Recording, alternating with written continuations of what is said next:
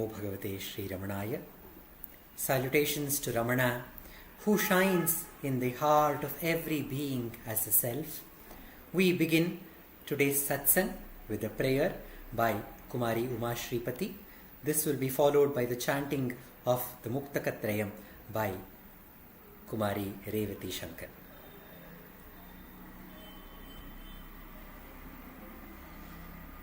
दक्षिणामूर्ति सारंभां शंकराचार्य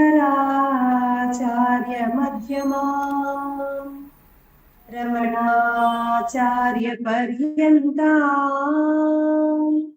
वन्दे गुरु परंपरा वन्दे गुरु परंपरा वन्दे गुरु परंपरा शुक्लां वरदरं विष्णुं शशिवर्णं चतुर्भुजं प्रसन्नवदनं ध्यायेत् सर्वविघ्नोपशान्तये आङ्गिकं भुवनं यस्य वाचिकं सर्ववाङ्मयम् आहार्यं चन्द्रतारादि तं नमः सात्विकं शिवम्।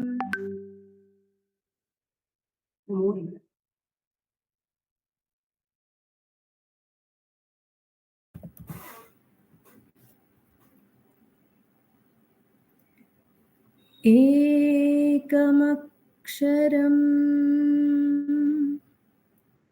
हृदि निरन्तरम् भासते स्वयं लिख्यते कथम् हृदयकुहरमध्ये केवलं ब्रह्ममात्रम् ह्यहमहमिति साक्षात् आत्मरूपेण भाति हृदि विषमनसा स्वं चिन्वता मज्जता वा पवनचलनरोधात्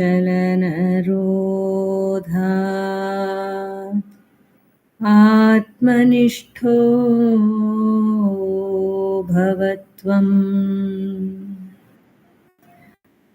देहं मृण्मयवज्जडात्मम्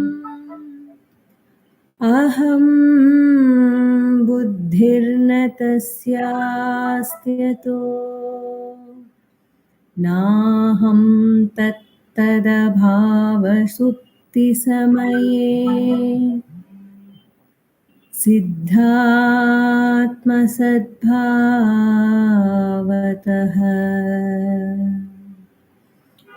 ओहं भावयुतः कुतो वरधिया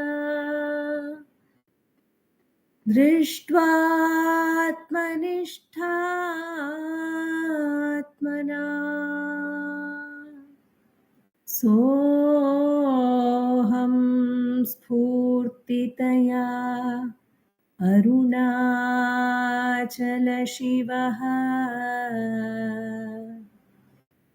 पूर्णो विभाति स्वयं सोऽहं स्फूर्तितया अरुणाचलशिवः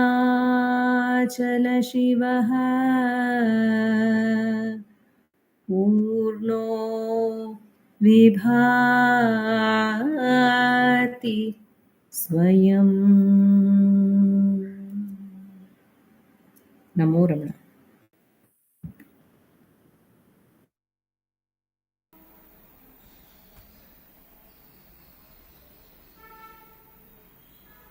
Namo Namo Ramana. We continue the satsang with the chanting of a few verses of Upadesa Saram by Kumari Uma Shripati.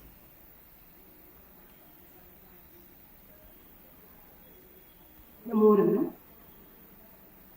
कर्तुराज्ञया प्राप्यते फलम् कर्म किं परम् कर्म तज्जडम् कृतिमहोदधौ पतनकारणम् फलम् अशाश्वतम् गतिनिरोधकम् ईश्वरार्पितम् नेच्छया कृतम् चित्तशोधकम् मुक्तिसाधकम् कायवाग्मना कार्यमुत्तमम् पूजनं जपश्चिन्तनं क्रमात् जगतैषधीयुक्तसेवनम् अष्टमूर्तिदेवपूजनम् उत्तमस्तवादुच्चमन्दता चित्तजं जप ध्यानमुत्तमम् आज्यधारया स्रोतसा समम् सरलचिन्तनं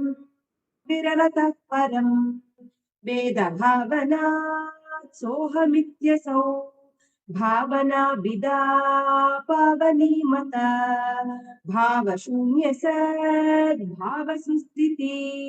भावना बलात् भक्तिरुत्तमा हृत्स्थले मना स्वस्थता क्रिया भक्तियोगबोधाश्च निश्चितम्. नमो नमः.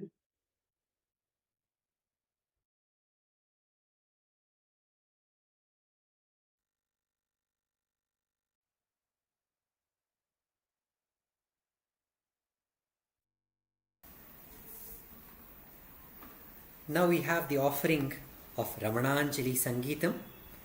The Ramananjali songs will be offered by Dr. Pratibha Sundaresh, followed by an offering by Savitri Krishnan and Jaisriram Krishnan, and the Ramananjali Sangeetam presentation will conclude with Revathi's offering of Ramananjali. Om Namo Bhagavate Sri Ramanaya. This is the very famous Appadam song composed by Bhagavan Sri Ramana. The Hindi translation is by Saraswati Kumar Deepak and music by P.S. Dikshit.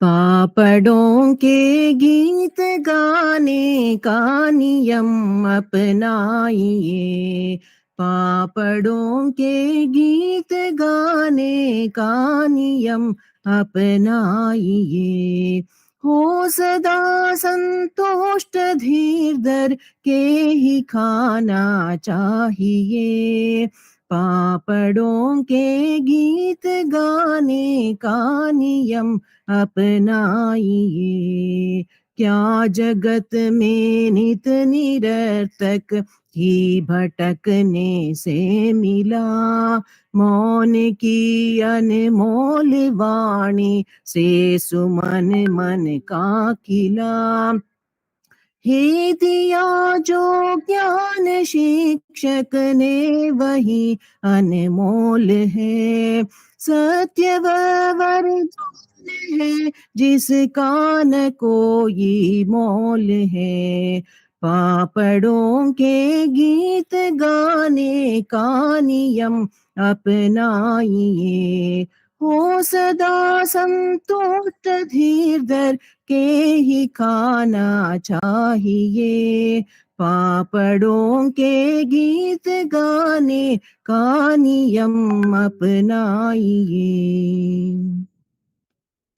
हम के काले चने को उठाकर अपनाइए हो जी हम के काले चने को उठाकर अपनाइए पंच तत्व से बने तन खेत में बो डालिए पंच तत्व से बने तन खेत में बो डालिए हम के काले चने को उठाकर हो जी हम के काले चने को उठाकर अपनाई। केति पके नाज को है पटकना, फिर पिसना। कौन हूँ मैं ये समझ कर, ज्ञान है पाना घना, ज्ञान है पाना घना। हो जी अहम के काले चाने को उठाकर अपनाई। हो जी अहम के काले चाने को उठाकर अपनाई। ओ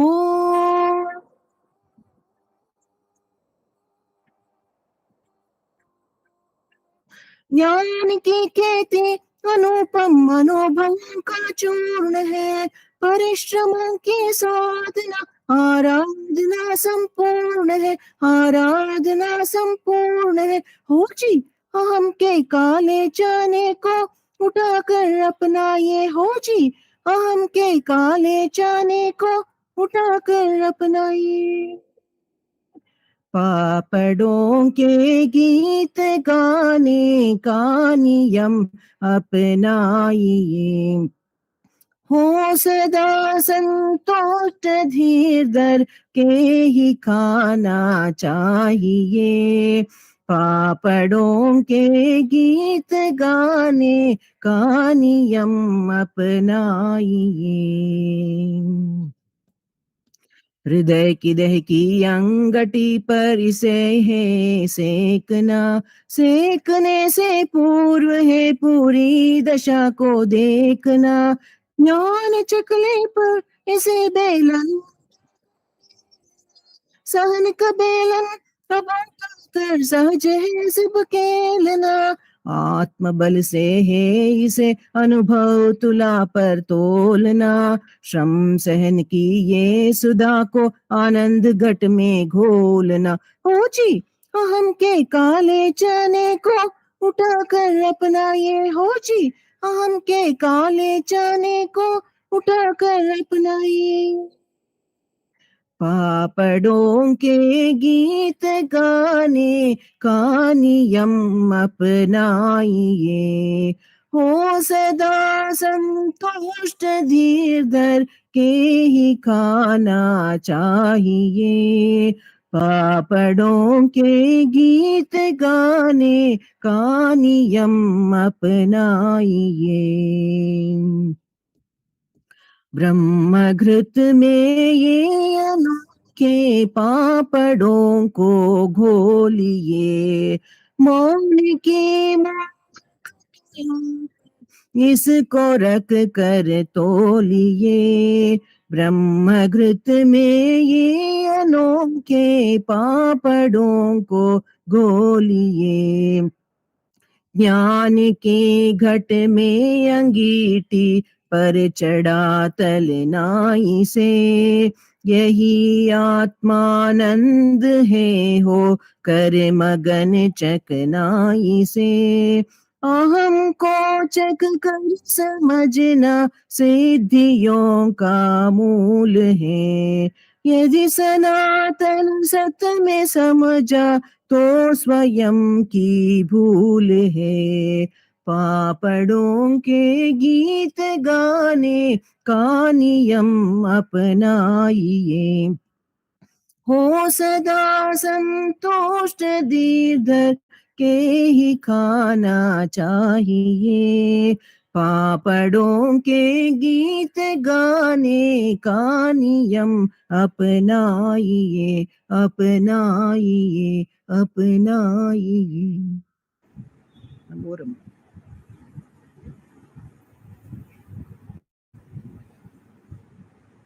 ಬಾಡಿನ ಕಡಲನ್ನು ದಾಟಿಸುವಂತ ಬಂಗಾರದ ದೋಣಿಯೇ, ಬಾಡಿನ ಕಡಲನ್ನು ದಾಟಿಸುವಂತ ಬಂಗಾರದ ದೋಣಿಯೇ, ಭಕ್ತಿಯ ದಾಗದೆ ಬಂದವರ ತಣಿಸೋ ವಾತ್ಸಲ್ಯದ ಚಿಲುಮೆಯೇ, ಚಿಲುಮೆಯೇ. ಬಾಡಿನ ಕಡಲನ್ನು ದಾಟಿಸುವಂತ ಬಂಗಾರದ ದೋಣಿಯೇ, ಕರುಣೆಯ ನೋಟದ ಜಾಲವ ಬೀಸಿ ಮನಸ್ಸನ್ನು ಸೆಳೆವಂತ ಕ್ರಿಸ್ತನೇ, ಕರುಣೆಯ ನೋಟದ ಜಾಲವ ಬೀಸಿ ಮನಸ್ಸನ್ನು ಸೆಳೆವಂತ ಬೆಸ್ತನೆ ಚಿನ್ಮಯಾನಂದ ಪ್ರಭೆಯನ್ನು ಬೀರೋ ಜ್ಞಾನ ತೇಜದ ಸೂರ್ಯನೇ ಸೂರ್ಯನೇ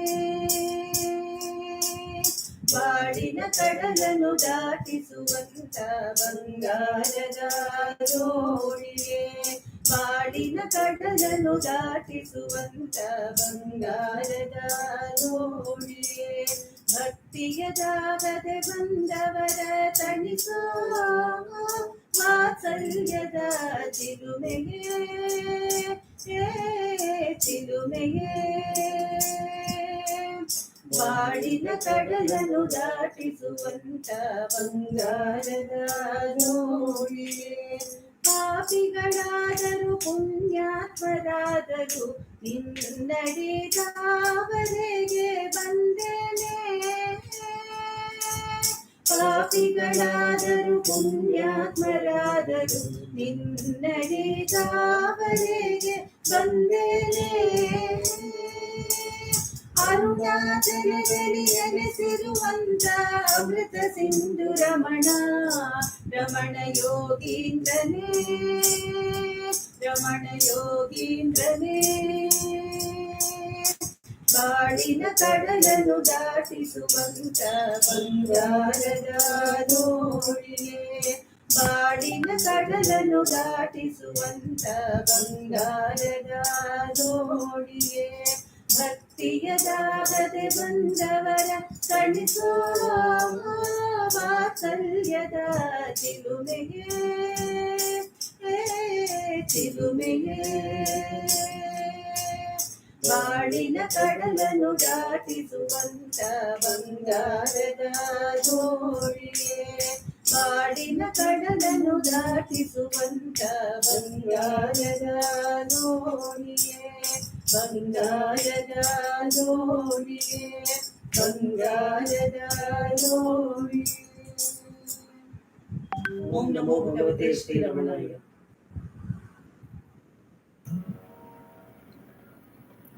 Om Namo Bhagavate Sri Ramanaya. Whatever difficulties we find in life, we have the Taraka Nama to get over it. The Taraka Nama of Ramana. Keep chanting the name Ramana. O tongue, do not forget to chant the name Ramana. Without a gap, keep chanting Namo Ramana, keep saying Namo Ramana, Namo Ramanaya. And what does this do? It takes away all the bondage which we get into, the karma. Then whatever the fruits of all the karmas, including the karma, the highest fear, the dreadest fear of death, Yama, is also taken away just by holding the name of Ramana, Namo Ramana. Keep chanting Namo Ramana, says the poet here. He, Ramana, has taken the form of Bhagavan Sri Ramana Maharshi to take us all from this world of sorrow and world of happiness. It keeps going up and down, up and down. But when we chant Ramana's name, what does he do? He takes us to his level and makes us his own. And there is no other at all. When Bhagavan is there in our lives, what else is needed? Once we keep chanting his name again and again, repeating again and again, then we are lost. And only Bhagavan is there. There is none other than Bhagavan himself. We are just fragments which have taken a form thinking that we are different. We are only Bhagavan's little Amsha. So let us all chant that name, thinking that we are the Amsha of Ramana, so that we lose ourselves and be only Ramana. This is a song written by Sadhu Om Swami, music by Dr. Rajkumar Bharti and L. Krishnan sir. நாவே விடாது சொல்வாய் நமோ ரமணாய என்ற நாமம். நாவே விடாது சொல்வாய் நமோ ரமணாய என்ற நாமம். ஜீவேஷலோக திரிவே சிறிதேனுமற்ற அறிவே. ஜீவேஷலோக திரிவே சிறிதேனுமற்ற அறிவே.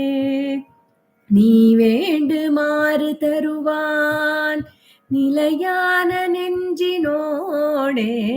நாவே விடாது சொல்வாய் நமோ ரமணாய என்ற நாமம். நாவே விடாது சொல்வாய் நமோ ரமணாய என்ற நாமம். காமாதி பாபமணுகா கருமப்பலன்களணுகா. காமாதி பாபமணுகா கருமப்பலன்களணுகா. யமாதி துன்பம் மணுகா இருமாந்தகத்திருந்தே. நாவே விடாது சொல்வாய் நமோ ரமணாய என்ற நாமம். நாவே விடாது சொல்வாய் நமோ ரமணாய என்ற நாமம். இஹமும் பரத்தும் சுகமே எளிதில் பிறர்க்கிவ்விதமே. இஹமும் பரத்தும் சுகமே எளிதில் பிறர்க்கிவ்விதமே. அகமார சொல்கனிதமே அதுவே விமுக்தி பதமே. நாவே விடாது சொல்வாய் நமோ ரமணாய என்ற நாமம். நாவே விடாது சொல்வாய் நமோ ரமணாய என்ற நாமம். உலகங்கடந்த விரிவே உடலோடு வந்த திரிவே. உலகங்கடந்த விரிவே உடலோடு வந்த திருவே.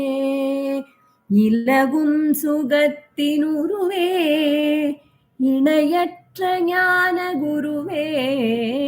நாவே விடாது சொல்வாய் நமோ ரமணாய என்ற நாமம். நாவே விடாது சொல்வாய் நமோ ரமணாய என்ற நாமம். நமோ ரமணாய என்ற நாமம். நமோ ரமணாய என்ற நாமம். நமோ ரமண.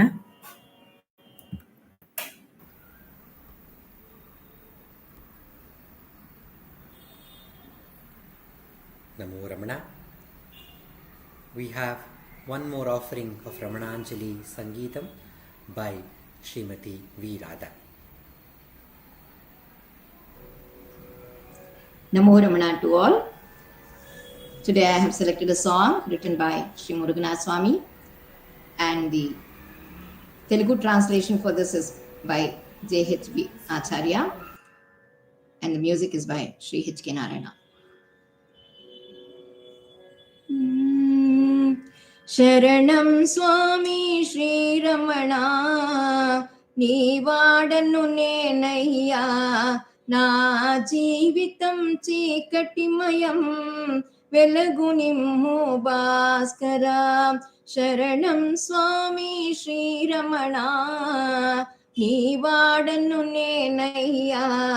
నా జీవితం చీకటిమయం వెలుగు నిమ్ము భాస్కరా. నేను నీ వాడనని నీ లీలలే పలికినవి పాలగ చేయగ వచ్చితివి పరీక్షలింకేలా నేను నీ వాడనని నీ లీలలే పలికినవి పాలన చేయగ వచ్చితివి పరీక్షలింకేలా శరణం స్వామి శ్రీరమణ నీ వాడను నేనయ్యా నా జీవితం చీకటిమయం వెలుగు నిమ్ము భాస్కరా కష్టములెన్నో కలిగినను రక్షణ చేసిడి ప్రభు నీవే కష్టములెన్నో కలిగినను రక్షణ చేసిడి ప్రభు నీవే నావికుడివే రమణయ్యా నన్నే తీరము చేర్చితివి కష్టములెన్నో కలిగినను రక్షణ చేసిడి ప్రభు నీవే నావికుడివే రమణయ్యా నన్నే తీరము చేర్చితివి శరణం స్వామి శ్రీరమణ నీ వాడను నేనయ్యా నా జీవితం చీకటిమయం వెలుగు నిమ్ము భాస్కరా నిన్నే ఎరుగని సమయాన నన్నే బ్రోవగ వచ్చితివి దయతో పన్నిన తంత్రమిది నీ దయ రమణ ఎరుగుదును నిన్నే ఎరుగని సమయాన నన్నే బ్రోవగ వచ్చితివి దయతో పన్నిన తంత్రమిది నీ దయ రమణ ఎరుగుదును శరణం స్వామి శ్రీరమణ నీ వాడను నేనయ్యా నా జీవితం చీకటిమయం వెలుగు నిమ్ము భాస్కరా శరణం స్వామి శ్రీరమణ నీ వాడను నేనయ్యా నా జీవితం చీకటిమయం వెలుగు నిమ్ము భాస్కరా వెలుగు నిమ్ము భాస్కరా వెలుగు నిమ్ము భాస్కరా నమో Ramana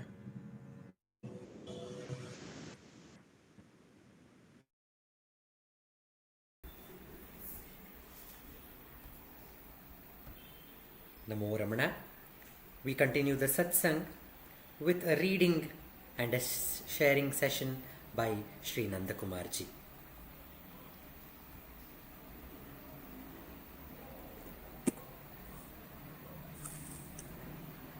Namo Ramana.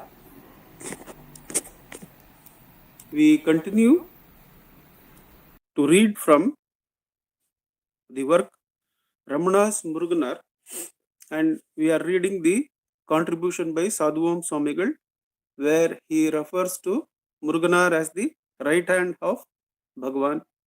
This work, Ramana's Muruganar, is a centenary offering compiled and edited by our founder president, Shri A.R. Natarajanji.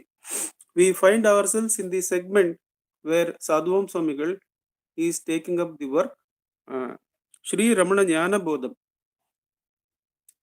So he begins that by this portion.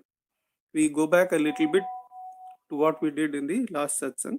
In answer to his old friends who asked him, after renouncing worldly life and coming to Sadguru Shri Arunachala Ramana, what have you become? Where are you? What is your state? Shri Ramana Jnana Bodham, Shri Muruganar sings in reply to those questions. By the look of his silent grace, the supreme reality, I am abiding merely as the true nature of the self. That is verse 12086. I will just continue to read without mentioning the verse numbers. All imagination having been removed, I have ceased to exist and am abiding in Shiva as the non-dual supreme consciousness. All imagination having been removed, I have ceased to exist and am abiding in Shiva as the non-dual consciousness. Next verse. You ask me to describe the experience I have attained. The state of Kaivalyam, which is of the nature of the silent experience, which blazes forth in the heart as infinite knowledge, devoid of deluded mental imagination of knowing otherness, is not possible to express. By the experience of self-knowledge, which shines clearly in the heart as the imperishable reality, the golden feet of the Lord, who is my Father, I am abiding as the non-dual pure space of light. Up to this we have read. These verses of Sri Muruganar clearly reveal that he had been blessed to attain self-knowledge, the true aim of human life, and they also thereby enable us to understand the bounteous quality of Sri Bhagavan's grace. These verses of Sri Muruganar in Jnanabodham clearly reveal that he had been blessed to attain self-knowledge, the true aim of human life, and these verses also thereby enable us to understand the bounteous quality of Sri Bhagavan's grace.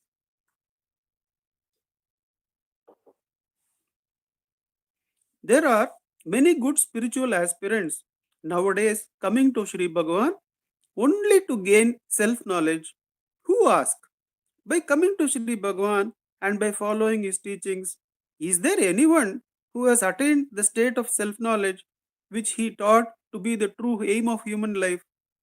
Why do they ask this? It is only because they are yearning to know, can we also attain the goal shown by Sri Bhagavan? To enable us to attain it, will Sri Bhagavan bestows his grace? Has he thus bestowed his grace upon anyone else?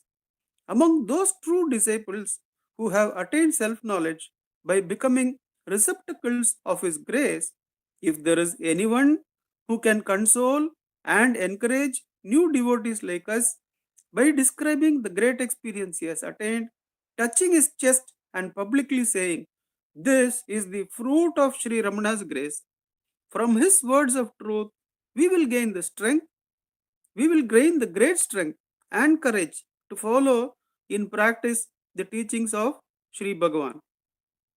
So, Sadhuam Swamigal is saying Muruganar has composed the Jnanabodham only for helping out those true aspirants who have these doubts.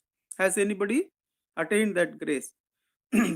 For sincere devotees of Sri Bhagavan who are yearning thus, a great support and refuge is now and forever and forever after available in the form of the great work Sri Ramanajnana Bodham, in which, in the ecstasy of the Brahmanubhuti, which he had attained by the grace of Sri Bhagavan, Sri Muruganar, by his divine poetic gift, reveals, describes, and expounds the nature of that supreme experience in as many ways as it is possible to do so. This work was published from Delhi Kendra. I think Natarajan Mama and Professor K. Swaminathan were instrumental in bringing these volumes. For the people of the present day who doubt whether it is necessary to have a Sadguru and whether it is possible to attain self-realization by his grace, in Sri Ramanajnana Bodham, Sri Muruganar shows himself as a living testimony, proving that the principle of Guru and disciple, which is the spiritual tradition of India, is both true and extremely efficacious. In order to proclaim the great truth that, even though it is beyond the comprehension of our ordinary, petty, extroverted intellects, the power of the grace of Loka Mahaguru, Bhagavan Sri Ramana, is a divine ocean which is swallowing innumerable rivers in the form of devotees, removing their misery and shining as the silent state of Turiya. Sri Ramana Sahasram, verse 974. So it is the grace of Bhagavan itself who is the real doer. Whenever we feel proud about sadhana or whenever we feel dejected, if we remember that it is only Bhagavan's grace, that is the Spurana, that is the Turiya, that is ever shining, that is the only real doer. The whole actions of the waking, dream and deep sleep states are all not real. Only the Turiya, the grace of Bhagavan is the real worker. So we will not feel great or tired. We will just continue in sadhana because the grace is the real support. Sri Muruganar shines in Sri Ramana Jnana Bodham as a cuckoo whose sweet poetry summons the people of this world, inspires them with courage by touching his chest and declaring, "Our Lord Sri Ramana Bhagavan has bestowed the boon of self-realization upon me, and I have been enabled to receive it from him." The truth that the Sadguru can bestow the realization of Brahman upon his disciple as clearly as the fruit in hand, and that the disciple can knowingly receive it from him, is clearly established by Sri Muruganar in his Anubhava Vilakkam, volumes 3 to 6 of Sri Ramanajana Bodham. Though in each verse of this work, Sri Muruganar clearly reveals the nature of the experience of self-knowledge, which he had attained by the grace of Sri Bhagavan, let us see here just a few selected verses. I, who was possessed of a base, deceptive mind, have attained the real state by the grace of the Divine Master, who enslaved me by knowledge. That is one verse. I, who was possessed of a base, deceptive mind, have attained the real state of grace by the Divine Master, who enslaved me by knowledge. When the troublesome ego, which arose as the interweaving of Chit and Jada, was severed by the sharp sword of his gracious eyes, I saw the undivided pure nature of Brahman by the grace of my Lord, who has taken me as his slave. The Nayana Diksha, which Bhagavan gives when they go for plucking of leaves, is described here that the one look of Bhagavan, it cut the ignorance, the Chitjada Granthi, and the reality, that is the real nature of all of us, was clear to Muruganar. So he's telling that Bhagavan's grace only gave him that Anubhava. My Lord has established me in his feet, the glory of which cannot be thought of by the mind. The silence of self-experience, which surged forth when the enthusiastically rising ego was destroyed, has filled my heart, having blossomed as bliss. By the grace of the Lord, who without cause bestowed the beauty of the descent of grace upon me, who lacked any worthiness, the auspicious experience of silence, the knowledge which is liberation, surged in the heart of the confusion of the intellect. Since the false body mixed consciousness called I has died due to the love for the Swarupa of the Jnana Guru, I have become bereft of even the least Dhina Bhava, the sense of helpless distress, and I have blossomed as the proud and blissful life of pure space of grace.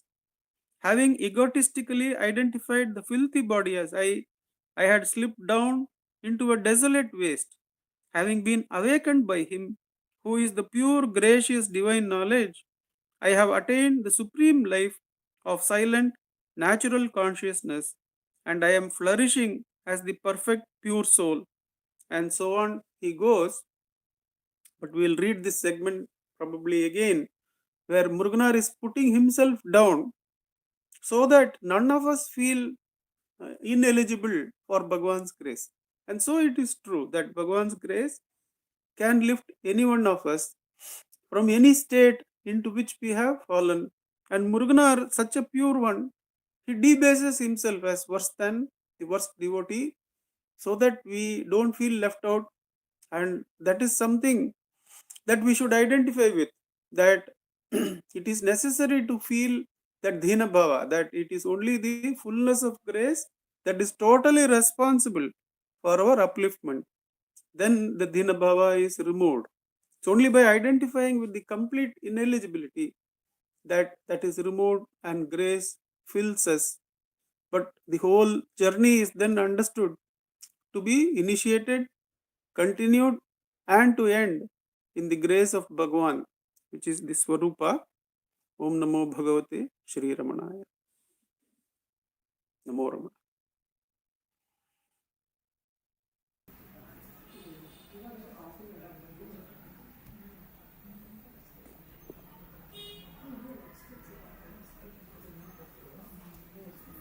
Namo Ramana. We continue the satsang with a self-enquiry session led by Sri Dileep Simha ji.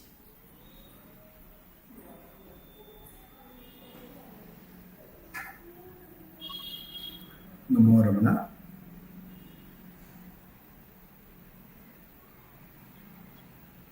Dhyayet Sharada Chandra Sundaramukam Tamraravinde Kshanam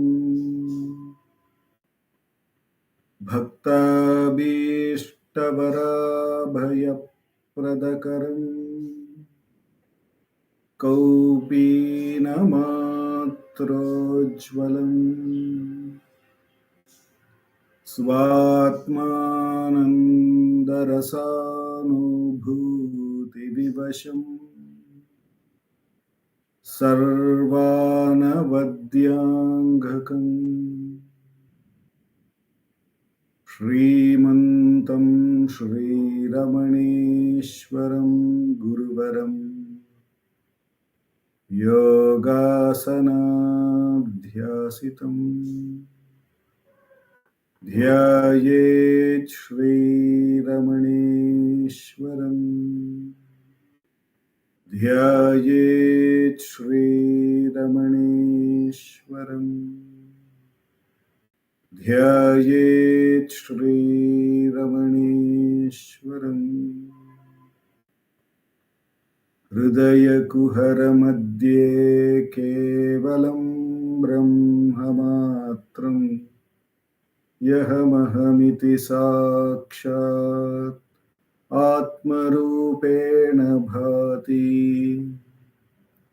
Hridi Vishamanasa Swam Chinvata Majjatava Pavana Chalana Rodha Atmanishto Bhavatvam.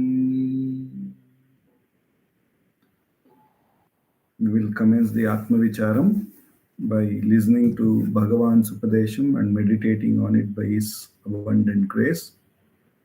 We will be reading His Upadesham from the book Guruvachaka Kovai, from the chapter Meditation on the Truth. The topic is focusing intently on the source. Verse number 782. To investigate what is our birthplace and to merge in that birthplace is of all methods the best for rooting out the suffering that exists only in the place we have entered. I repeat the verse. To investigate what is our birthplace and to merge in that birthplace is of all methods the best for rooting out the suffering that exists only in the place we have entered.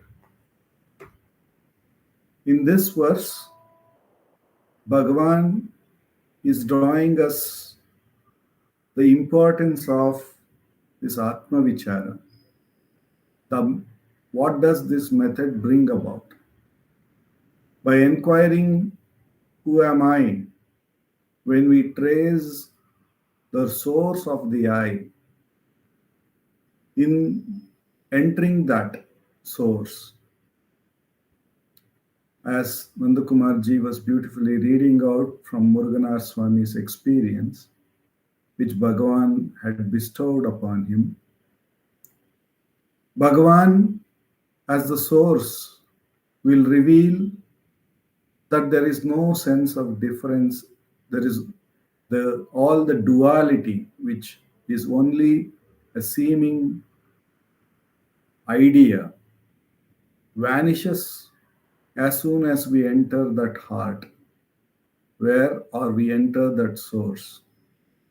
So therefore, he reveals to us by his abundant grace that when we leave that heart, we take upon the first and the foremost division called the I, the individuality. And from there, you and others, everything starts. But when we inquire to whom is this, who am I, and again enter back, we find there absolutely no difference. The heart alone is, the self alone is, Bhagavan alone is. And therefore, by repeatedly practicing this, we recognize a place which is ever peaceful and a space where there is ever divisions. And we recognize this very clearly by his abundant grace. And we also understand that as soon as we enter the space of divisions consciously, we are attracting the sufferings.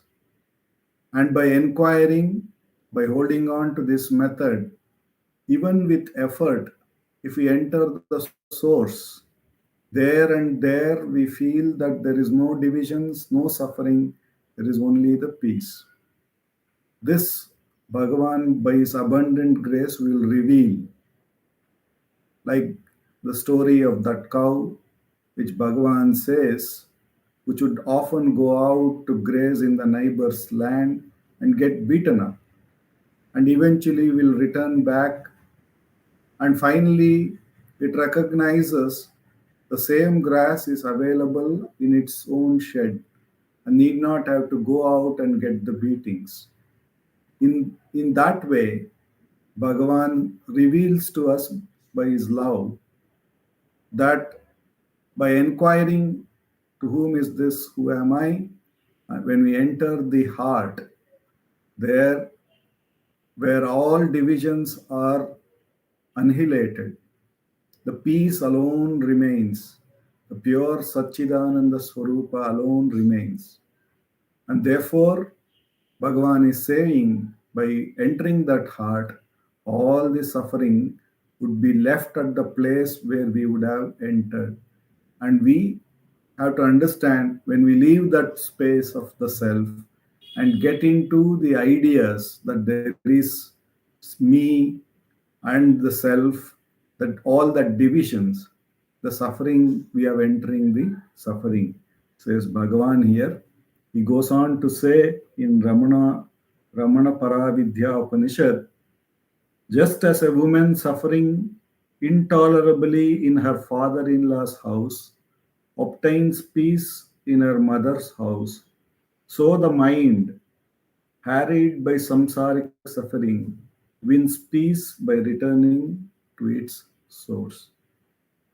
So Bhagavan, like a mother, has given us this Atma Vicharam to free ourselves here and now, at every moment, from the suffering, and to here and now obtain the peace, which is the love, which is the peace of the self, peace of Bhagavan, which is ever present in the heart. So it is our choice whether we go about holding on to the suffering, or moment to moment practice with lot of diligence the Atma Vichara, with lot of love the Atma Vichara, and turn our attention to the ever available self, the ever available peaceful self. So with Bhagavan's abundant grace, let us practice Atma Vichara. No matter how many thoughts come, no matter what is the nature of those thoughts, whether it is good thought, a bad thought, an ugly thought, or a spiritual thought, we need not get carried away by that. We need to diligently inquire, to whom is this? Then it becomes clear it is for me, and therefore we become clear the division that I has already arisen. Therefore, by inquiring who am I and trying to find the source of the I, or what do I refer to as I, when I get back to the source, when I inquire who am I, the grace of the Guru takes us to the heart, the space of peace where there is no division. And with repeated practice, Bhagavan assures that mind, which Bhagavan refers to it, was going to the father-in-law's space, comes back to the mother's home and finds the natural peace which is ever available in the heart. Until the mind effortlessly stays at its source, loses all its division, becomes ever abiding in that peace. We should continue to practice Atma Vichara, because even with effort, we are achieving the same peace. Whether it is achieved effortlessly or with effort, the end result of the peace is undeniable. And therefore, Bhagavan says, practice Atma Vichara until the peace itself rises and shines automatically. With His abundant grace, for the next 10 minutes, let us practice Atma Vichara.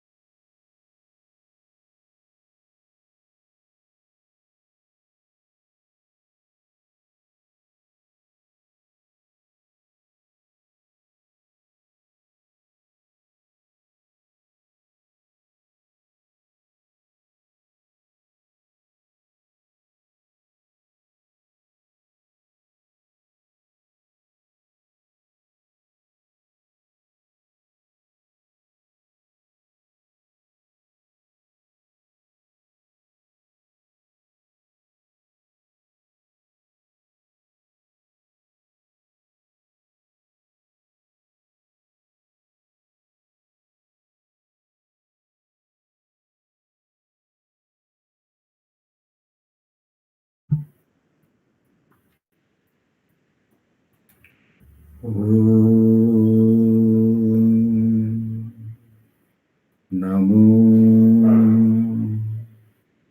Bhagavate Shri Ramanaya. Namo Ramana.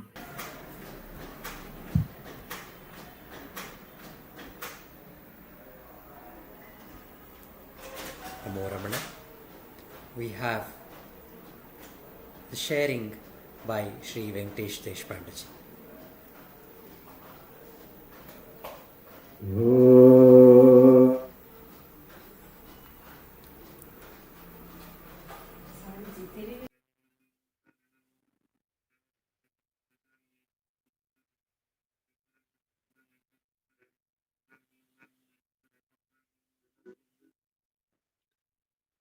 Om Sahana Bhavatu Sahano Bhunaktu Sahaviram Karvavahai Tejasvinavadhitamastu Ma Vidvishavahai.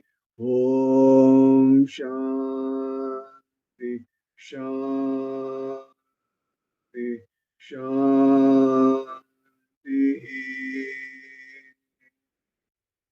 Gurur Brahma, Gurur Vishnu, Gurur Devo Maheshwaraha, Gurur Sakshat Parabrahma, Tasmai Shri Gurave Namaha. Dhyanamoolam Gurur Murtihi, Pujamoolam Gurur Padam, Mantramulam Gururvakyam, Mokshamulam Gurur Kripaha, Mokshamulam Gurur Kripaha. Namo Ramana. We're doing Manana on Atma Bodha. In the last session, we did Manana on verse number 37. Let's do a little recap of that. Thus, constantly practice the expression, I am verily Brahman, destroys agitations caused by ignorance, just as medicine destroys diseases. This text starts with a declaration that knowledge alone can destroy ignorance and liberate you from the entanglements of the world. The preceding 6 verses indicate as to how the knowledge can be obtained through jnana abhyasa, practice of knowledge. Jnana abhyasa comprises the process of negation of the unreal and assertion of the real. By continuous identification with your material equipments of the body, mind, intellect, you believe yourself to be the perceiver, feeler, thinker, imagining this that you are affected and agitated. To erase these false impressions caused by ignorance and to quieten your consequent mental agitation, you must understand your body, mind, and intellect to be mere matter and negate them. So he says that when this process gets intensified, that repeatedly saying that you are the Supreme Brahman, that I am the Brahman, is consistently maintained, you become the Brahman, your real being. This phenomenon of revealing one's own self is compared to medicine, destroying our disease and restoring health to a sick person. When you take medicine, it eliminates the disease and restores your original health. Similarly, the practice of meditation of I am verily Brahman removes your ignorance and unveils your real nature, the Supreme Self. Today we will be doing Manana on verse number 38. I request Sapna to kindly chant the verse, please, for us. Yes, sir. विविक्तदेश आसीनो विरागो विजितेन्द्रियः भावयेदेकम् आत्मानं तम् अनन्तम् अनन्यदिः विविक्तदेश आसीनो विरागो विजितेन्द्रियः भावयेदेकम् आत्मानं तं अनन्तम् अनन्यदिः. Thank you, sir. Thank you, Sapna.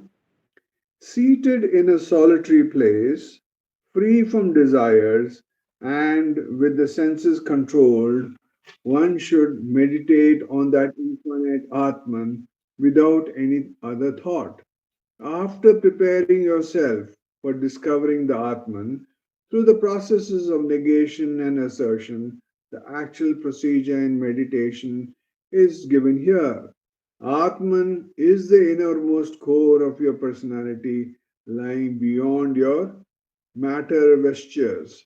To reach it, you must delve deeper into your personality by consciously withdrawing your attention from all the material layers, namely the external world of objects, the physical body and its demands, the mind and its feelings, and the intellect and its desires. The words and expression herein are appropriately chosen to describe the procedure in meditation as well as suggest the reason for following such a procedure. Firstly, the choice of a solitary place for meditation suggests a means of avoidance of disturbances caused by the external world. Solitude in this context does not mean retirement to a place far away from human habitation. It only implies a choice of environment which is relatively free from outside noise and distraction. Thus, even in a crowded city or in the midst of a large family, one can find quietude by choosing a proper time for meditation when everything around is quiet. An early hour in the morning before others wake up would be an appropriate for the purpose. Having found a solitary place, you are advised to be seated. Your body should be made to relax by maintaining a proper posture for meditation. With this preparation, your attention is to be released from the tensions in any part of your body and its physical functions. After withdrawing from the disturbances emanating from the external world and the physical body, you must then tackle the next disturbance which emanates in the mind. Even when you sit in a quiet place for meditation, your mind may run into various fields of sensuality. This disturbance caused by the mind is to be overcome by consciously exercising a control over such ramblings of the mind, and at least for the duration of the meditation. The last of the impediments is the desires arising in the intellect. These desires can be appeased by directing your intellect to the contemplation on the Atman. When the intellect is established in the Atman, the desires pertaining to the terrestrial world gets dissolved. This, when you meditate with an unswerving attention upon the Atman in a solitary place with one's body and mind well controlled, Atman within reveals itself. Beautiful verse in which they talk about how to do meditation. One thing is they talk about being in a solitary place. Very important. That's what they say. Brahma in the morning. It's very important to be able to do meditation between 4 and 7 is a wonderful time to do because very few people. The world is not woken up then, and it's very quiet, and it's a great time to do meditation and to sit in a comfortable place. It's people sit in Sukhasan, Padmasan, or the Padmasan. They sit in different asanas. Important thing is you should be sitting in a place with your back straight so that your body is relaxed. Then the mind comes, and then comes the intellect. So Bhagavan has given us the Atma Vichara. So whenever a thought comes, ask for whom is his thought. And desires are also thoughts. Any thought that comes, good, bad, whatever it is, ask for whom. And as you keep doing that, self-enquiry, what happens? You will be established in the self. The mind will not loiter around. And as you keep practicing, you can do self-enquiry, or from where is the I thought emanating? Whence am I? You can go into that and go deeper into that. As you keep going deeper and deeper, here is written that thus when you meditate with unswerving attention, that means that must be the only purpose. At that time, there should not be anything else in your mind. Upon the Atman in solitary place with one's body and mind well controlled, Atman within reveals itself. If you keep on doing, it's like breaking a stone. If you go on hitting the stone, one day it's going to crack. Same thing, as we keep on doing self-enquiry, one day the Atman will be available for us. Om Namo Bhagavate Sri Ramanaya. Namo Ram.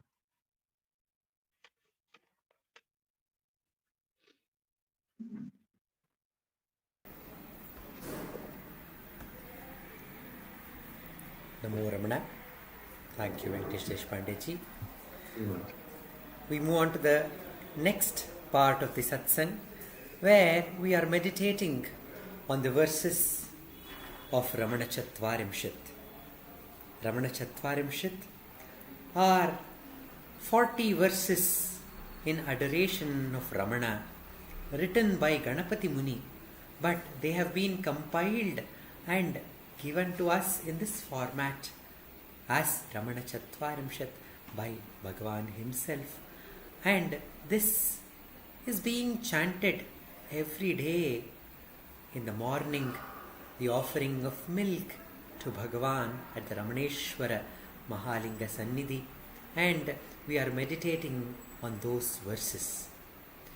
Ramanam Gurum Namami, Ramanam Gurum Namami, Ramanam Gurum Namami, Ramanam Gurum Namami, Vishada Hasite Purna Shanti Sudhakara Sodare, Vishada Hasite Purna Shanti Sudhakara Sodare, Stira Prutulayo Purna Shakti Drishoratulaarchisho, Stira Prutulayo Purna Shanti Drishoratulaarchisho, Hridaya Kamale Nityanishta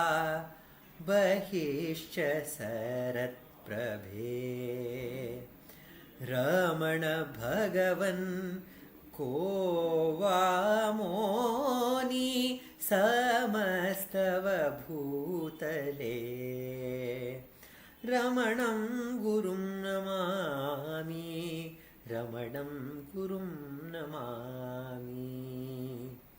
Hundimaya Chandirana ಕಣ್ಣೆದುರುತರುವ ನಿನ್ನ ಮುಖ ಮಂಡಲವು ಸುರಿಸುತ್ತಿದೆ ಮಧುವ, ಹುಣ್ಣಿಮೆಯ ಚಂದಿರನ ಕಣ್ಣೆದುರು ತರುವ ನಿನ್ನ ಮುಖ ಮಂಡಲವು ಸುರಿಸುತ್ತಿದೆ ಮಧುವ, ಜ್ಯೋತಿನಯನಗಳಲ್ಲಿ ಚಿಮ್ಮುತ್ತಿದೆ ಕರುಣೆ, ಜ್ಯೋತಿನಯನಗಳಲ್ಲಿ ಚಿಮ್ಮುತ್ತಿದೆ ಕರುಣೆ, ಹೊಮ್ಮುತ್ತಿದೆ ಎಲ್ಲರನ್ನೂ ಸಲಹುವ ಮಹಿಮೆ.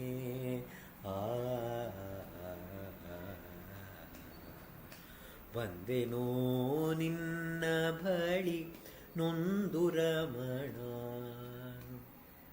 ಭವದ ಕತ್ತಲೆ ಹರಿಸೋ ದಿವ್ಯ ಚರಣ. ಬಂದೆನೋ ಬಂದೆನೋ.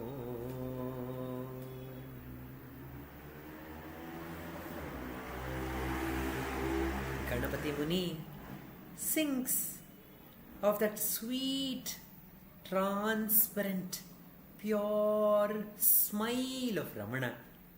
It is just like the moon, as cool as the moon, And the moon, they say it was the ocean of milk, or it may be the ocean of nectar.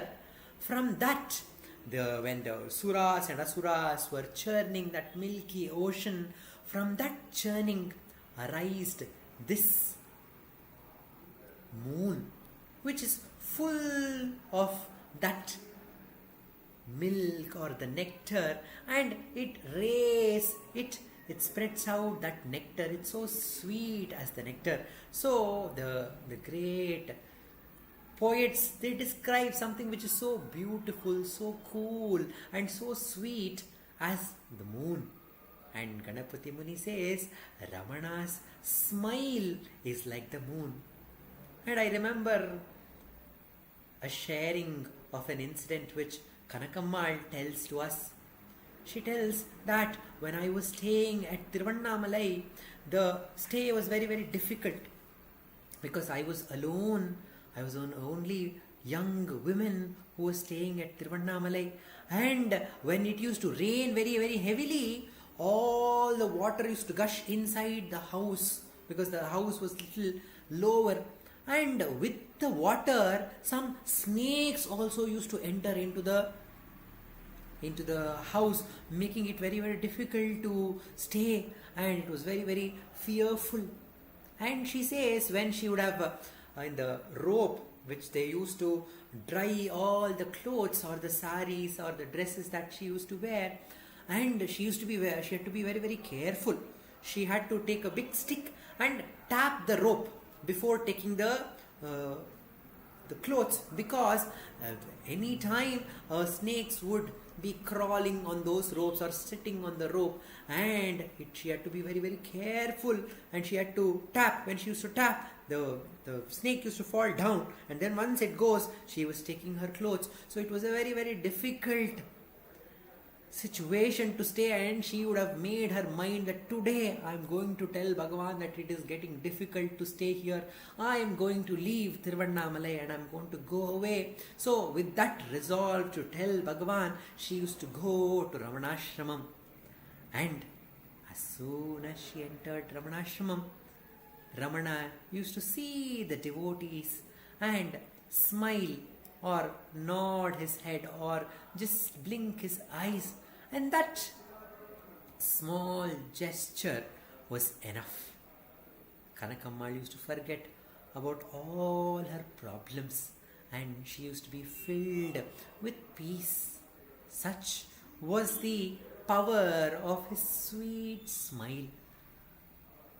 There is an instance where a foreign little girl, she writes a letter to her father who is in another country, and she says, "Oh father, when I saw Ramana's smile, I understood what is real smile, and his just presence, his sight, his glance and his face is beaming with such joy that I understood what is to be happy. It is only in his presence I actually understand what is true happiness," says that little girl to her father in her letter.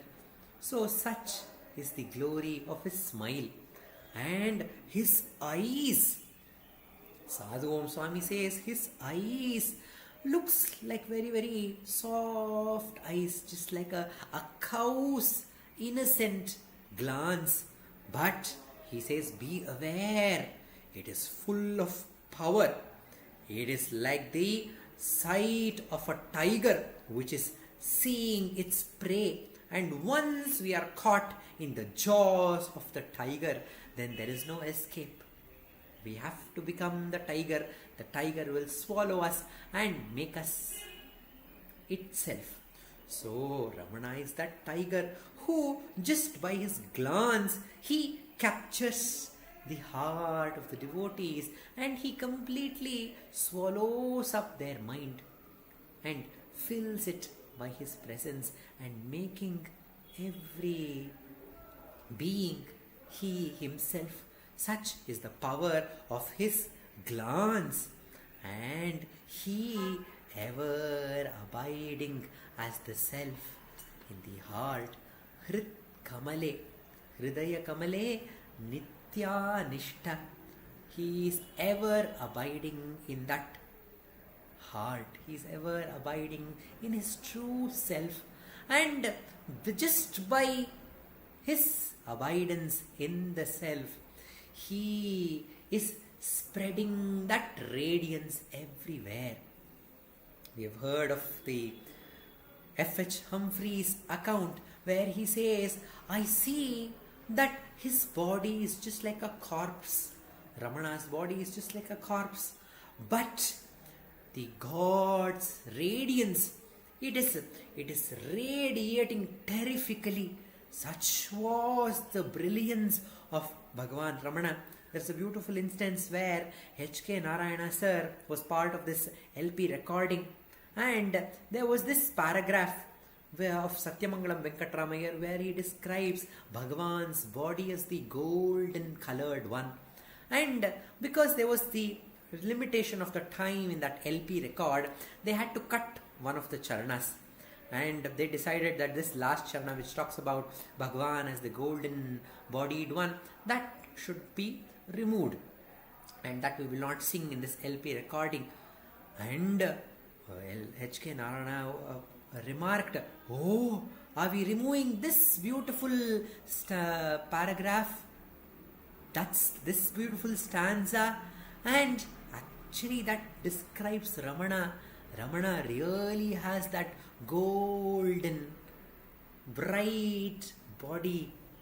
That's what I perceive in all of his pictures, said H.K. Narayana, who had experienced that radiance which was emanating from the golden body of Bhagavan Ramana.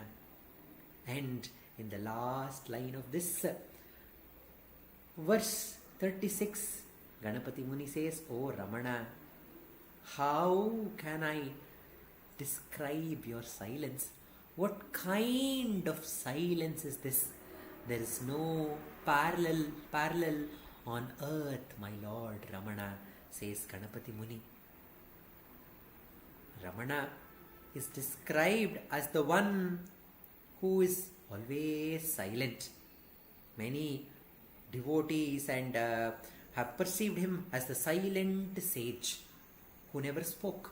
But that's not the truth. We all know that so many of his conversations has been recorded in the talks with Bhagavan Sri Ramana Maharshi, and Guru Vachaka Kovai are also answers by Bhagavan Ramana.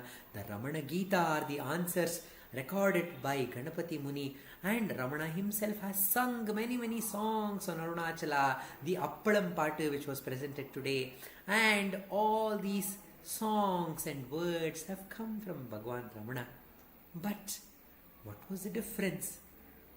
The difference was that each of these words, they sprang from the silence of his heart, because everything were directly coming from the heart, not tampered by a prism or an amplifier called the mind. What does the mind do? The mind amplifies some things which we like, and it actually it will reduce the volume of things which we don't like. But for Ramana, who was ever free from the tortures of this mind, he was ever abiding in the self. For him, every word sprang from that silence. So that silence, that words also had the power to take everyone to that silence, which is our own true nature. Sri Ji Kameshwar, while describing that instance from the Mahabharata, where Arjuna is doing tapasya to get the Pashupatastra on Lord Shiva, and he is meditating, where he is doing his tapasya. At that point of time, the Shiva is pleased by his penance but wants to test him.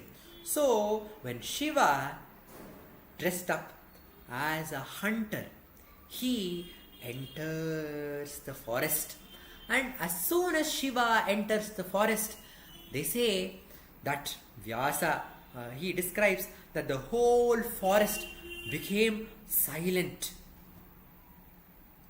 And he says that silence disturbed Arjuna and he woke up from his penance. Imagine that silence, what we think is silence.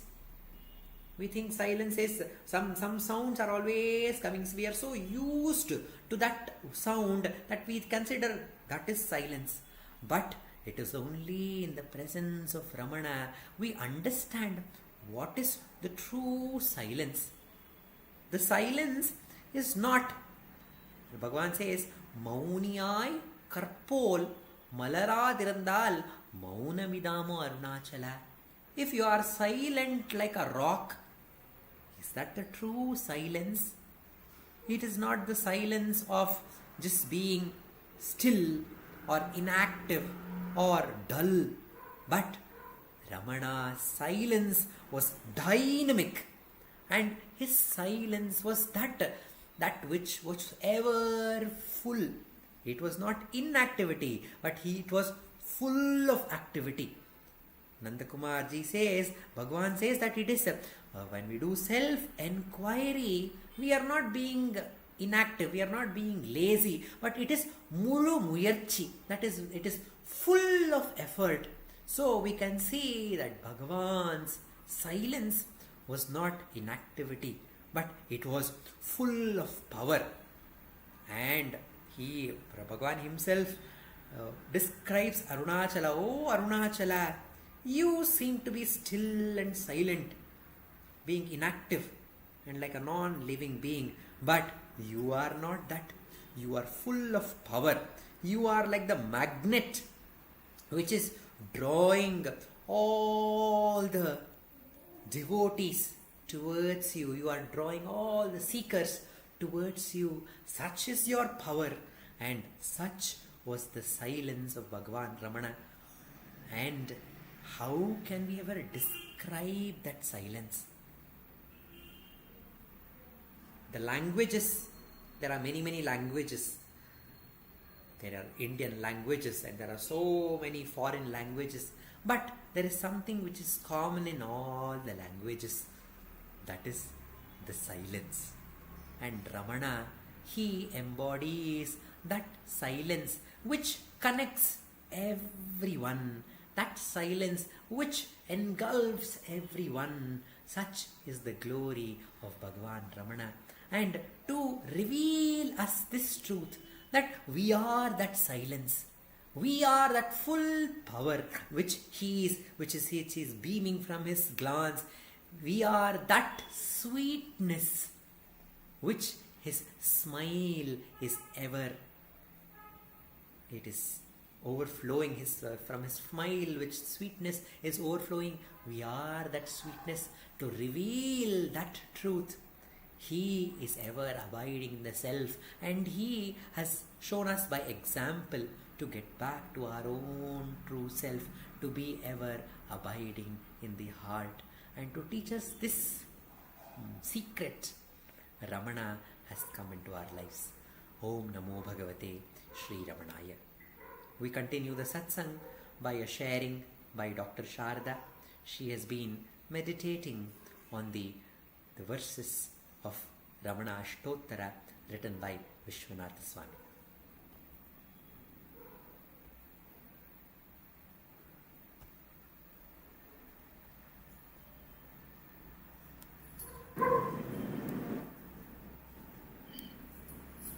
Namo Ramana. Prostrations to Ramana, shining as the self in all beings.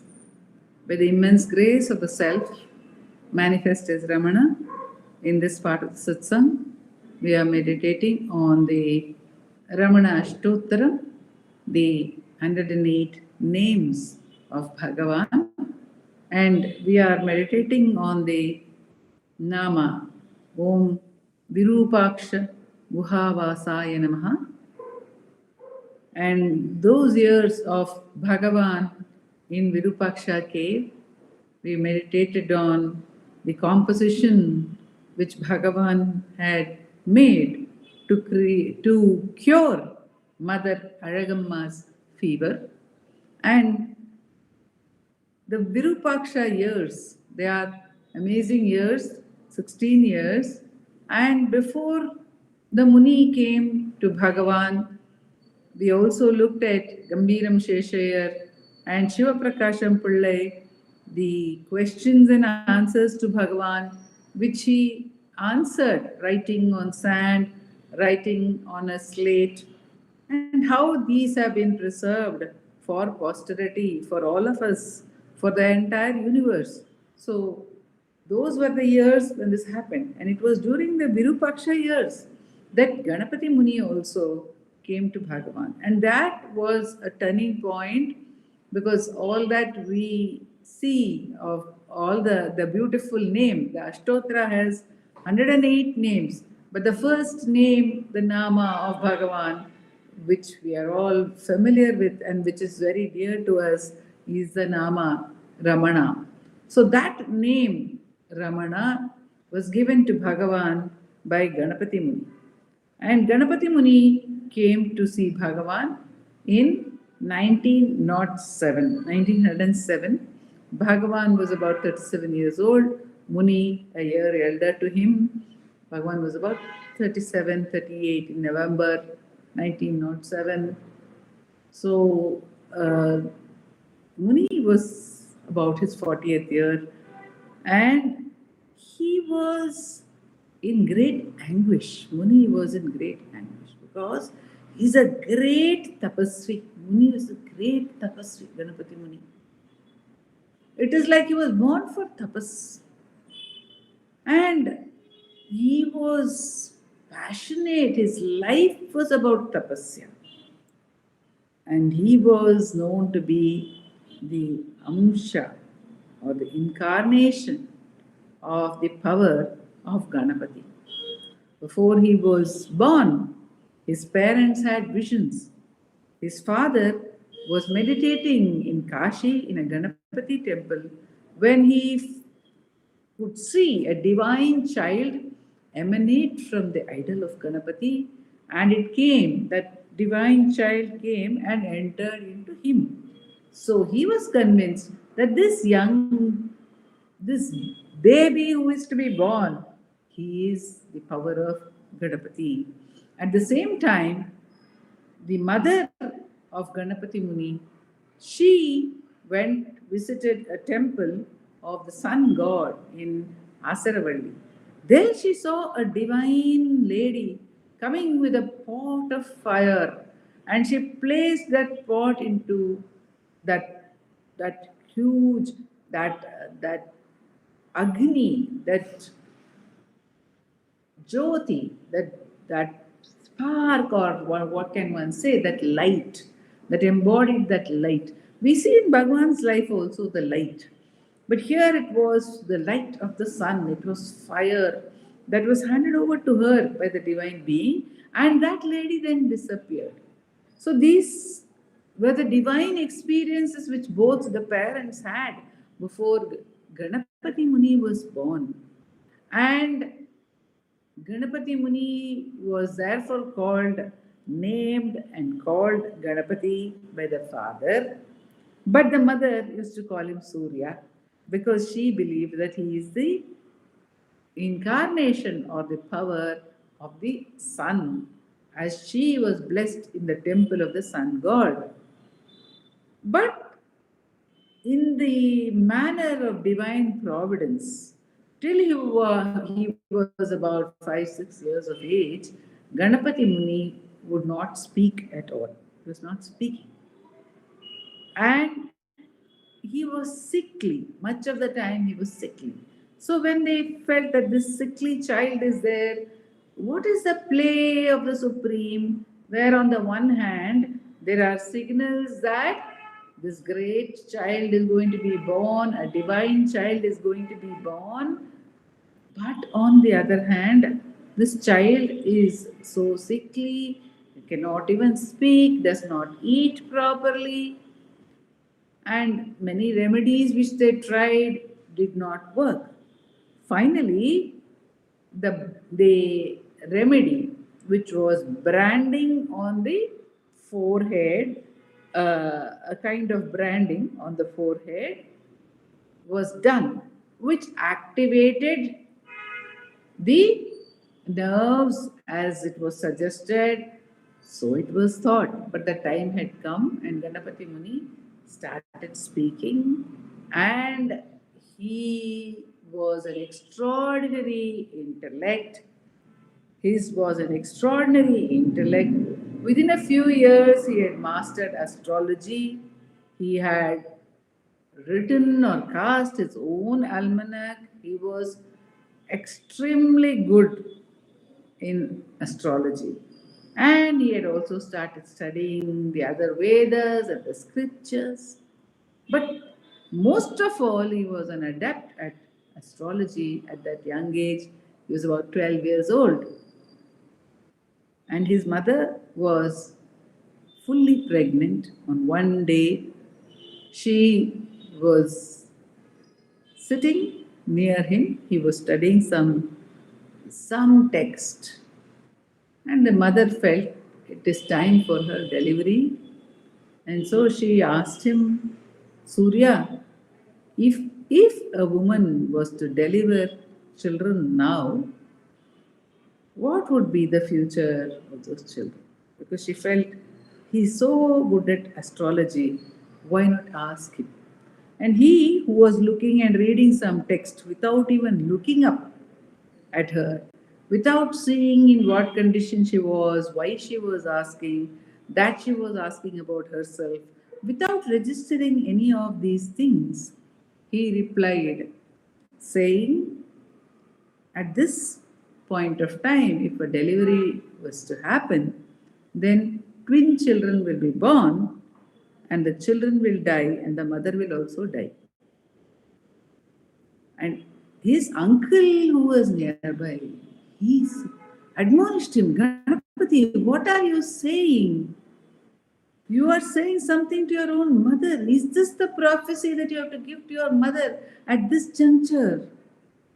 And this young child of 12 was also aghast. He didn't know what he was doing, but it had happened. And the mother said, it's okay. He is only speaking what is the divine will. Whatever is the divine will, only that will happen. But his words came true. The mother passed away. Those children passed away. Immediately after delivery, all the three of them passed away. And Ganapati Muni, the young boy Ganapati, he was so shocked, he went into total silence. He stopped speaking. No matter what anyone would tell him, he was in that state of shock. He was not speaking. And then many things were tried, cajoling happened and everything happened. And then his father one day told him, Ganapati, this is all just a pretense. This kind of mauna can be observed. True mauna is observed by one who is a tapasvi. That is true mauna. That's why they are called muni, the one who observes mauna. What you are doing, it is just sheer stubbornness. But this boy, who had been in a state of shock, the moment he heard, those who do tapas, they know the true meaning of mauna. His father said, that word tapas, which he heard from his father, it ignited a great spark within him. It reverberated in his whole being. Tapas. That is what I have to do. Tapas.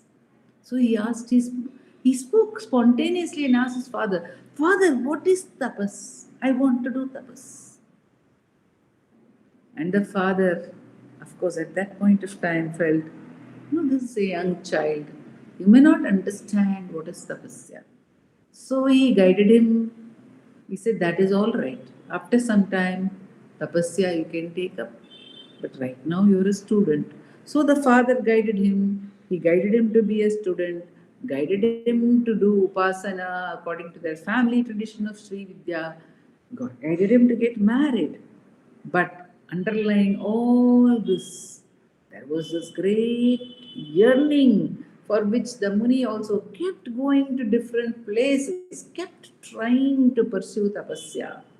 And that was the undercurrent of his life, of the Muni's life. Tapas, penance. Such a great, so he is called Mahatapasvi by great devotees.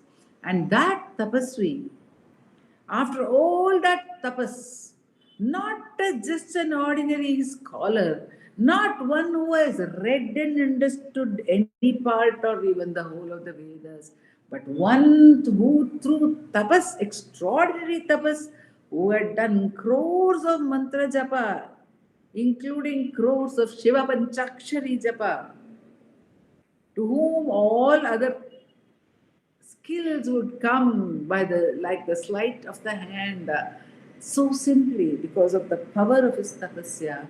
He felt, he knew that he had not reached the fullness of his tapasya. One cannot imagine the anguish of the Muni.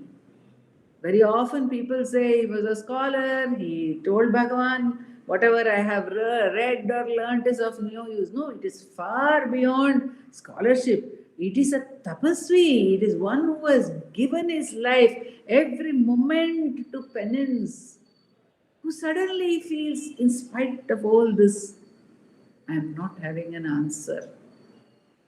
And he was at that time at Arunachala, and it was to be Arunachala who gave him the answer. And that answer would come to him in the form of Brahmana Swami sitting on the hill in Virupaksha cave. And then, after that momentous meeting, which we will meditate upon whenever the next opportunity arises in the satsang, the entire history of mankind changed. But that it was at Virupaksha cave that this Mahatapasvi was to meet the Brahmana Swami. Om Namo Bhagavate Shri Ramana.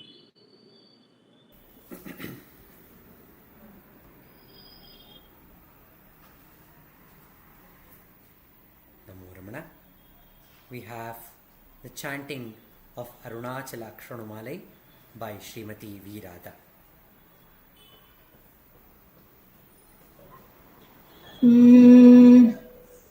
Arunachala Shiva, Arunachala Shiva, Arunachala Shiva, Arunachala.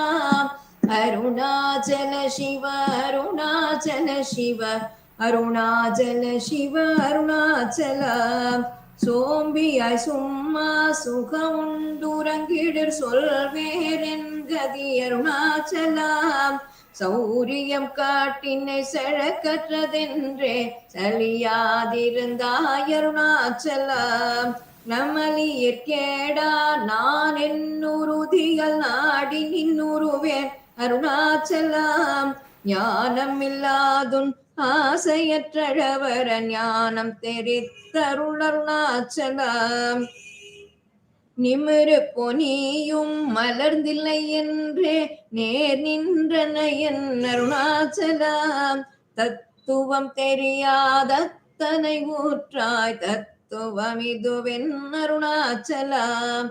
தானே தானே தத்துவமிதனை தானே காட்டுவாய் அருணாச்சலம். திரும்பி அகந்தனை தினமாக கண்காண் தெரியும் என்றென்ன என் அருணாச்சலம். தீரமில்லகத்தில் தேடி உந்தனையான் திரும்ப உற்றேன் அருள் அருணாச்சலம். துப்பறிவில்லாய் பிற பெண் பயன் ஒப்பிடவாயேன் அருணாச்சலம். தூய்மன மொழியர் தோயும் உண்மையகம் தோயவே அருளென் அருணாச்சலம். தெய்வம் என்றுன்னை சாரவே என்னை சேர ஒழித்தாய் அருணாச்சலம். அருணாச்சல சிவ அருணாச்சல சிவ அருணாச்சல சிவ அருணாச்சலம். அருணாச்சல சிவ அருணாச்சல சிவ அருணாச்சல சிவ அருணாச்சலம். अरुणाचल शिव अरुणाचल शिव अरुणाचल शिव अरुणाचल अरुणाचल शिव अरुणाचल शिव अरुणाचल शिव अरुणाचल अरुणाचल शिव अरुणाचल शिव अरुणाचल शिव अरुणाचल अरुणाचल शिव अरुणाचल अरुणाचल शिव अरुणाचल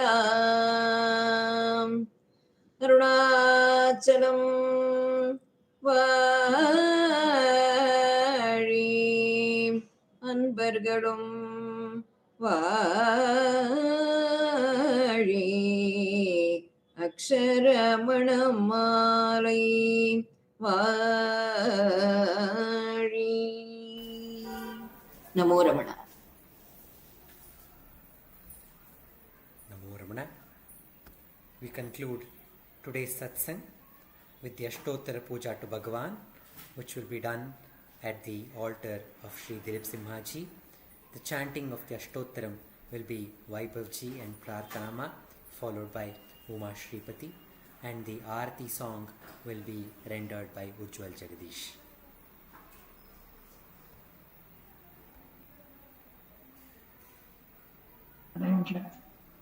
नमो रमण. भारद्वाज विश्वनाथ विरचितं श्री रमणाष्टोत्तर शतनामावलिः अपार सच्चेत् सुखवारिराशे यस्योर्मिमात्रं भुवनं समस्तं गुहाहितं तं रमणं गभीरं चिन्ताविहीनं हृदि चिन्तयामि. ॐ महासेन महंसेन जाताय नमः.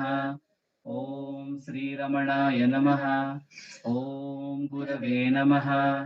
ॐ अखण्डसंविदाकाराय नमः. ॐ महौजसे नमः. ॐ कारणोद्भवाय नमः. ॐ जगद्धितावताराय नमः. ॐ श्रीभूमिनाथस्थलोस्थिताय नमः. ॐ पराशरकुलोत्तंसाय नमः. ॐ सुन्दरार्यतपःफलाय नमः. ॐ कमनीयसुचारित्राय नमः. ॐ सहायाम्बा सहायवते नमः. ॐ शोणाचलमहोलीनमानसाय नमः. ॐ स्वर्णहस्तकाय नमः.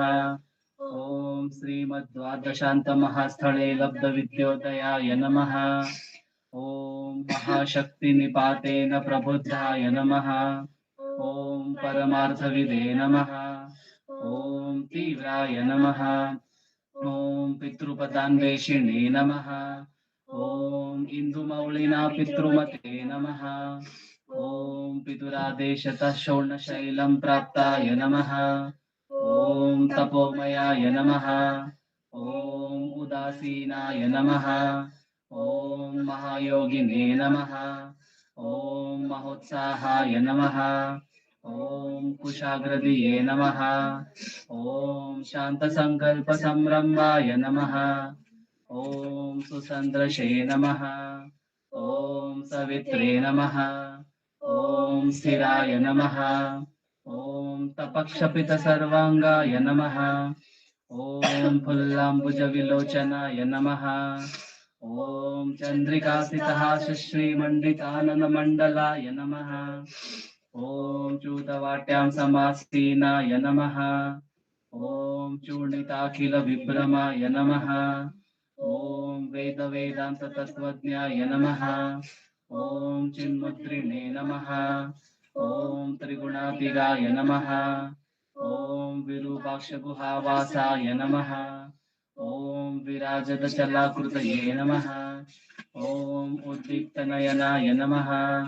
ॐ पूर्णाय नमः. ॐ रचिताचलताण्डवाय नमः. ॐ गम्भीराय नमः. ॐ परमाचार्याय नमः. ॐ सुप्रसन्नाय नमः. ॐ अभयप्रदाय नमः. ॐ दक्षिणास्य निभाय नमः. ॐ धीराय नमः. ॐ दक्षिणाभिमुखाय नमः. ॐ स्वराजे नमः. ॐ महर्षये नमः. ॐ भगवते नमः. ॐ ईद्याय नमः। ॐ भूमविद्याविशारदाय नमः। ॐ विमलाय नमः। ॐ दीर्घदर्शिने नमः। ॐ आप्ताय नमः। ॐ ऋजुमार्गप्रदर्शकाय नमः। ॐ समदृशे नमः। ॐ सत्यदृशे नमः। ॐ सत्याय नमः। ॐ प्रशान्ताय नमः। ॐ अमितविक्रमाय नमः। ॐ सुकुमाराय नमः। ॐ सदानन्दाय नमः। ॐ मृदुभाषिणे नमः। ॐ दयार्णवाय नमः। ॐ श्री शोणाचलहृद्भूतस्कन्दाश्रमनिकेतनाय नमः। ॐ सद्दर्शनोपदेष्ट्रे नमः। ॐ सद्भक्तवृन्दपरिवृताय नमः। ॐ गणेशमुनिभृङ्गेन सेविताङ्घ्रि सरोरुहाय नमः। ॐ गीतोपदेशसारादिग्रन्थसञ्चिन्न संशयाय नमः। ॐ वर्णाश्रममतातीताय नमः। ॐ रसज्ञाय नमः। ॐ सौम्याय नमः। ॐ आत्मवते नमः। ॐ सर्वावनिमतस्थानाम् आराध्याय नमः। ॐ सर्वसद्गुणिने नमः। ॐ आत्मा रामाय नमः। ॐ महाभागाय नमः। ॐ मातृमुक्तिविधायकाय नमः। ॐ विनताय नमः। ॐ विनुताय नमः। ॐ विप्राय नमः। ॐ मुनीन्द्राय नमः। ॐ पावकोज्ज्वलाय नमः। ॐ दर्शनादगसंहारिणे नमः। ॐ मौनेन स्वात्मबोधकाय नमः। ॐ मृच्छान्तिकरसान्निध्याय नमः। ॐ स्मरणाद्बन्धमोचकाय नमः। ॐ अन्तस्तिमिरचण्डांशवे नमः। ॐ संसारार्णवतारकाय नमः। ॐ शोणाद्रीशस्तुतिद्रष्टे नमः। ॐ हार्दविद्याप्रकाशकाय नमः। ॐ अविच्युतनिजप्रज्ञाय नमः। ॐ कमण्डलुधराय नमः। ॐ नैसर्गिकमहातपसे नमः। ॐ कमण्डलुधराय नमः। ॐ शुभ्रकौपीनवसनाय नमः। ॐ गुहाय नमः। ॐ दण्डपाणये नमः। ॐ कृपापूर्णाय नमः। ॐ भवरोगविषग्वराय नमः। ॐ स्कन्दाय नमः। ॐ देवतमाय नमः। ॐ अमर्त्याय नमः। ॐ सेनान्ये नमः। ॐ पुरुषोत्तमाय नमः।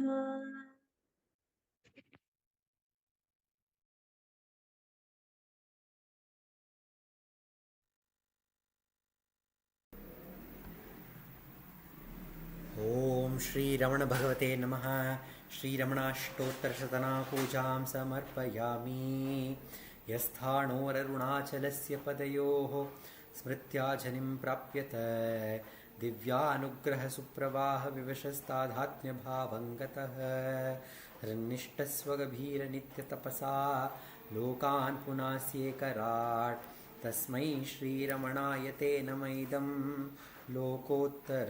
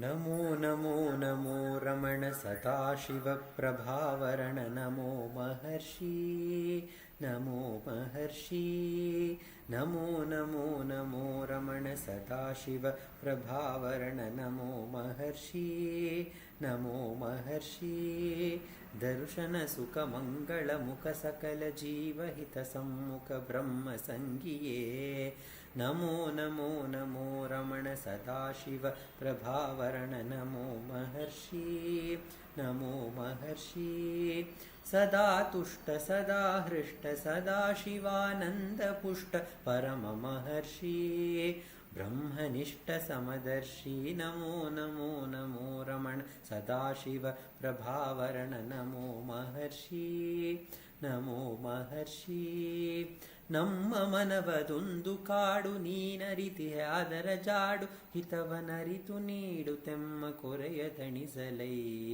ಬೇಡಲೆಂದು ಬಂದ ನಾವು ನೋಡಿಯೇ ತಣಿವೆವಯ್ಯ ಮೋಡಿಗಾರನೇ ಹಿತವ ನುಡಿದು ಪೊರೆ ನಮ್ಮನು ಬ್ರಹ್ಮ ಸಂಗಿಯೇ ನಮೋ ನಮೋ ನಮೋ ರಮಣ ಸದಾಶಿವ ಪ್ರಭಾವರಣ ನಮೋ ಮಹರ್ಷಿ नमो महर्षि